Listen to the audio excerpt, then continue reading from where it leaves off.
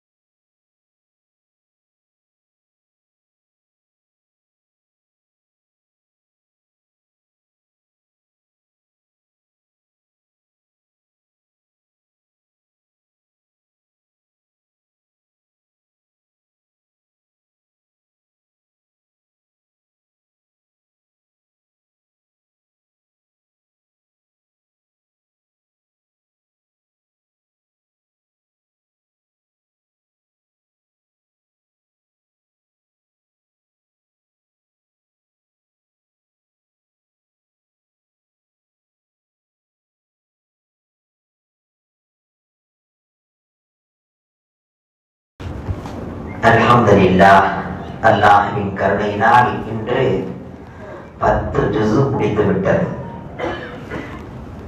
இன்று ஓதப்பட்ட அந்த 1.25 ஜுஸுவிலே அன்ஃபால் என்கிற சூறாவும் முடிந்திருக்கிறது. அதற்கடுத்து தௌபா என்கிற சூறாவை தொடங்கி இருக்கிறோம். இன்ஷா அல்லாஹ் நாளைய தினம் முடியிருக்கிறது. இந்த அன்ஃபால் என்கிற சூரா 75 ஆயத்துகளை கொண்டது. அன்ஃபால் என்றால் எதிரிகள் விட்டு சென்ற பொருட்கள் என்று அர்த்தம். எதற்காக அல்லாஹ் இந்த சூராவுக்கு அன்ஃபால் என்ற பெயரை வைத்தான் என்று பார்த்தால், பத்ர் யுத்த களம், அதிலே அல்லாஹ் ஜல்ல ஷானஹு வ தஆலா முஸ்லிம்களுக்கு வெற்றியை தந்தான். அதிலே 70 கைதிகள், அதுவும் மக்கத்து அதிகாரம் படைத்தவர்கள் கைதிகளாக பிடிபட்டார்கள். அநேக பொருட்களை எதிரிகள் விட்டு சென்றார்கள். அவர்கள் புழங்கக்கூடிய பொருட்களாகவும் இருந்தன, அவர்கள் பயன்படுத்த நின்ற ஆயுதங்களாகவும் இருந்தன. அனைத்தையும் போட்டுவிட்டு சென்றார்கள். வெற்றி இஸ்லாத்திற்கு கிடைத்தது. அந்த எதிரிகள் விட்டு சென்ற அந்த பொருட்களை பங்கு வைப்பதிலே கொஞ்சம் குழப்பம் ஏற்பட்டது. சஹாபாக்களுக்கு மத்தியிலே கொஞ்சம் பிரச்சனையாக இருந்தது. நபிகள் நாயகம் ஸல்லல்லாஹு அலைஹி வஸல்லம் அவர்கள் முஹாஜிரின்களுக்கு கொஞ்சம் கூடுதலாக, ஏனென்றால் மக்கத்து முஹாஜிரின்கள் எதையுமே கொண்டு வரவில்லை. அவர்களது வீடு வாசல் அனைத்தையும் விட்டு விட்டு வந்திருக்கிறார்கள். மதீனத்து அன்சாரிகள் தான் அரவணைத்தார்கள். எனவே மக்கத்து முஹாஜிரின்களுக்கு கொஞ்சம் கூடுதலாக கொடுத்து உதவினார்கள். அங்கே ஒருவன் இருந்தான், இங்கேயும் 3வது ஒருவன் இருப்பான். அவன் நற்காரியம் செய்ய மாட்டான், நற்காரியங்கள் செய்ய விட மாட்டான். அவனும் 10 பைசா செலவு செய்ய மாட்டான், செலவு செய்யக்கூடியவர்களையும் விட மாட்டான். அங்கே ஒருவன் இருந்தான், முனாஃபிக்குகளின் தலைவன் உபய் இப்னு சலூல். அல்லாஹ் பாதுகாக்க வேண்டும். அவன் அன்சாரிகளிடத்திலே ஒரு செய்தியை சொன்னான். ஓ அன்சாரிகளே, உங்களுக்கு கொஞ்சம் கூட உணர்வே இல்லையா?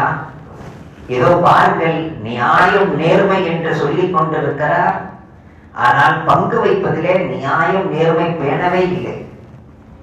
நீங்கள் யாரை நியாயமானவர் நேர்மையானவர் என்று சொல்கிறீர்களோ அவர் தானே இப்படியெல்லாம் பங்கு வைக்கிறார். நீங்கள் போய் கேளுங்கள் என்று கேட்க வைப்பது. ஒன்று தானே கேட்பது, இல்லை, தான் கேட்காமல் கேட்க வைப்பது. போய் கேளு, நீ போய் கேளு, நீ போய் கேளு, நம்பி விடுவது. உடனே அன்சாரி சஹாபிகள் நபி அவர்களிடத்தில் வந்தார்கள். யா ரசூலல்லாஹ், நாங்களும் போர்க்களத்திலே போரிட்டோம், எங்களுடைய வாட்களும் கூட இரத்தத்தை சொட்டிக் கொண்டிருக்கின்றன, நாங்கள் ஒன்றும் போர்க்களத்திலே அமைதியாக அமர்ந்திருக்கவில்லை, அப்படி இருக்க முஹாஜிரின்களுக்கு அதிகமாக தந்திருக்கிறீர்கள் என்று கேட்டபோது அல்லாஹ் இந்த ஆயத்தை இறக்கினான். யஸ்அலூனக அனில் அன்ஃபால், நபியே நாயகமே, உங்களிடத்திலே எதிரிகள் விட்டு சென்ற பொருட்களை பற்றி, அதனுடைய பங்கீடுகளை பற்றி கேட்கிறார்கள். குல், நபியே நீங்கள் சொல்லுங்கள், அந்த அன்பால், எதிரிகள் விட்டு செல்லுகின்ற பொருட்கள் எதுவாக இருந்தாலும் அது அல்லாஹுக்கும் அவனது ரசூலுக்கும் உரித்தானது. அதிலிருந்து மொத்தம் அதிலிருந்து ஒரு 5% எடுக்கப்படும், ஹுமுஸ் என்று சொல்லப்படும். 5 பாகமாக ஆக்கி 5இல் ஒரு பாகம் ஹுமுஸ். அந்த 5இல் ஒரு பாகம் அல்லாஹுக்கும் ரசூலுக்கும் என்று எடுத்த பிறகுதான் மிச்சம் உள்ளதிலே பங்கே வைக்கப்படும். அதற்கு முன்பாக பங்கு வைக்கப்படாது. எனவே நீங்கள் சொல்லுங்கள் அவர்களிடத்திலே, அல்லாஹுக்கும் ரசூலுக்கும் உரித்தானது, அவர்களுக்கு முழு அதிகாரம் இருக்கிறது, யாருக்கு வேண்டுமானாலும் கொடுக்கலாம், யாருக்கு வேண்டுமானாலும் தடுக்கலாம், முழு உரிமை இருக்கிறது. உங்களுக்கு மத்தியிலே பிளவுபட்டு போகாதீர்கள், குழப்பம் செய்யக்கூடியவர்களுக்கு செவிதாழ்த்தி உங்களுக்கு மத்தியில் இருக்கிற அமைதியை சீர்குலைக்காதீர்கள். உங்களுக்கு மத்தியிலே ஐக்கியமாக இருங்கள், ஒருவர் ஒருவருக்கு மத்தியிலே சுமூகமாக இருங்கள், சந்தோஷமாக இருங்கள். ஏன் எதிரும் புதிருமாக இருக்கிறீர்கள்? வேண்டாம், அல்லாஹ்வை அஞ்சிக் கொள்ளுங்கள், அல்லாஹுக்கும் அவனது ரசூலுக்கும் வழிபடுங்கள். என்ன அழகான அந்த ஆயத்து இருக்கிறது. يسألونك عن الأنفال قل الأنفال لله والرسول فاتقوا الله وأصلحوا ذات بينكم وأطيعوا الله ورسوله إن كنتم مؤمنين.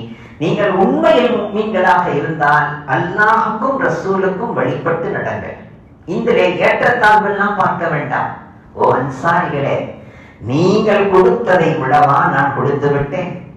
நீங்கள் வீட்டை தந்தீர்கள், தோட்டங்களை தந்தீர்கள், தங்க இடம் கொடுத்தீர்கள், உண்ண உணவு கொடுத்தீர்கள், உறங்குவதற்கு இடம் கொடுத்தீர்கள், அவர்களுக்காக வியாபார ஸ்தலங்களை அமைத்து தந்தீர்கள்.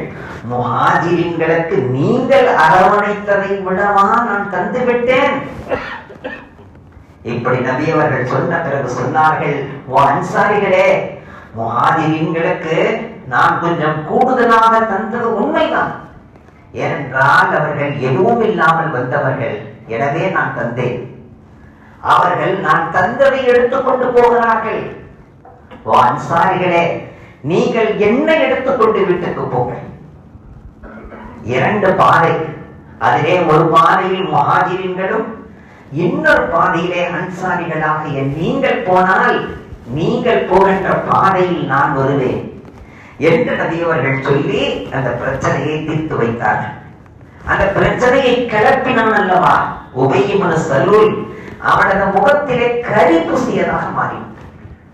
இதைத்தான் நாம் செய்ய வேண்டும். எவன் குழப்பம் செய்கின்றானோ அவனது முகத்துக்கு கரி பூச வேண்டும். அவனது சொல்லை கேட்டு பிரச்சனையை பெரிதுபடுத்தக் கூடாது. அவனது சொல்லுக்கு இணங்கி குழப்பத்தை அதிகமாக்க கூடாது, விரிசலை அதிகப்படுத்தக் கூடாது. நபிகள் நாயகம் ஸல்லல்லாஹு அலைஹி வஸல்லம் அவர்கள் அந்த ஹுமுஸ் இருக்கல்லவா, 5இல் ஒரு பாகம் 5 பாகமாக போட்டு 5இல் ஒரு பாகம் தனக்குரியது. பிறகு அனைவருக்கும் பங்கு வைத்த பிறகு நபிகள் நாயகம் ஸல்லல்லாஹு அலைஹி வஸல்லம் சொல்வார்களாம், இரவு ரோந்து பணியில் இருந்தவரை அழைத்து உங்களுக்கு இன்னொரு பங்கு என்பார்களாம். ஒரு பெண்ணை அழைத்து, நீங்கள் மருந்திட்டு காயங்களுக்கு கட்டுப்போட்டீர்கள், இதோ உங்களுக்கு ஒரு பங்கு.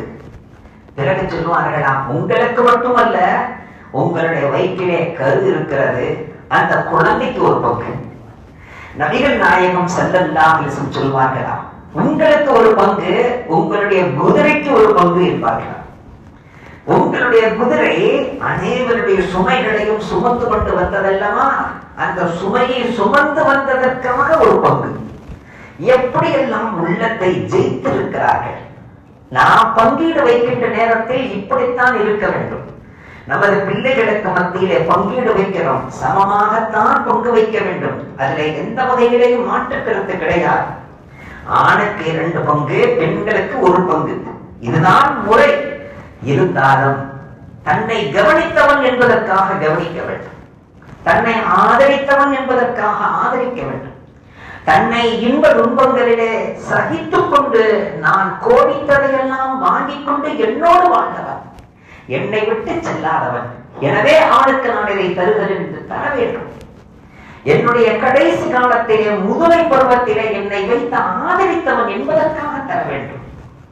என்னுடைய கடன்பட்ட நேரத்தில் என் கடன்களை எல்லாம் அடைப்பதற்கு உதவியாக இருந்த மகன், எனவே அவனுக்கு நான் தருகிறேன் என்று தர வேண்டும்.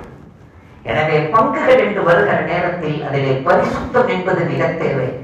அதை மிக அழகாக பங்கு வைத்த பிறகு தன் தரப்பிலே தனக்கு இருக்கிற தனி அதிகாரத்தை பயன்படுத்தி இப்படியெல்லாம் கொஞ்சம் கூடுதலாக குறைவாக தருவதிலே ஷரியத் எந்த வகையிலேயும் தடை செய்யவில்லை.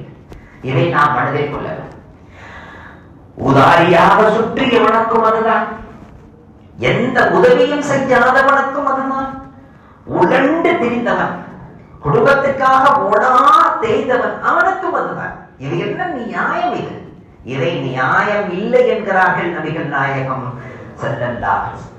அதன் மூலமாகத்தான் குடும்பங்களிலே குழப்பங்கள் ஏற்படுகிறது என்கிறார். பிறகு அல்லாஹ் சொல்லிவிட்டான், ஓ பிள்ளைகளே, உங்களுக்கு கூடுதலாக கிடைக்க வேண்டும் என்பதற்காக நீங்கள் உங்களது தாய் தந்தையர்களை ஆதரிக்க வேண்டாம். உங்களை தனிப்பட்ட முறையில் கவனிக்க வேண்டும் என்பதற்காக வேண்டி நீங்கள் அவர்களிடத்திலே தாசாவாக ஜாலாக்காக அவர்களிடத்தில் அப்படியும் இப்படியும் சொல்லி உங்களுடைய சக கூட்டாளிகளுக்கு குறை ஏற்படுகின்ற வகையில் நடக்க வேண்டும். அதையும் அல்லாஹ் குர்ஆனிலே சொல்லுகிறார். இவைகளை எல்லாம் மனதில் கொள்ள. பிறகு அல்லாஹ் அடுத்த ஆயத்திலே இன்னமல் முஃமினூன, முஃமின்கள் எப்படி இருப்பார்கள் தெரியுமா? இன்னமல் முஃமினூன இதா ذكرல்லாஹ், அல்லாஹ் என்று சொன்னாலே ஆடி போவார்கள். இன்னமல் முஃமினூன அல்லதீன இதா ذكرல்லாஹ், அல்லாஹ் என்று சொன்னால் வஜிலத் குலூபுஹும், அவர்களது கல்புகள் நடுங்கி போகும். வைதா துலியத் அலைஹிம் ஆயாத்துஹு, அல்லாஹ்வுடைய ஆயாத்துகளை ஓதினால் ஜாதத்துஹும் ஈமானா, ஈமான் அதிகமாகிவிடும். வஅலா ரப்பிஹிம் யதவக்கலூன், அல்லாஹ்வின் மீது நம்பிக்கை கொண்டவர்களாக இருப்பார்கள்.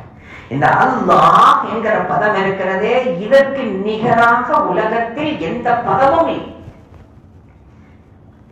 இறைவன் என்கிற எத்தனையோ நபர்கள் இறைவன் இறைவன் என்று எத்தனையோ வஸ்துக்களை வைத்திருக்கிறார். ஆனால் அல்லாஹ் என்பதற்கு நிகர் எதுவுமே இல்லை.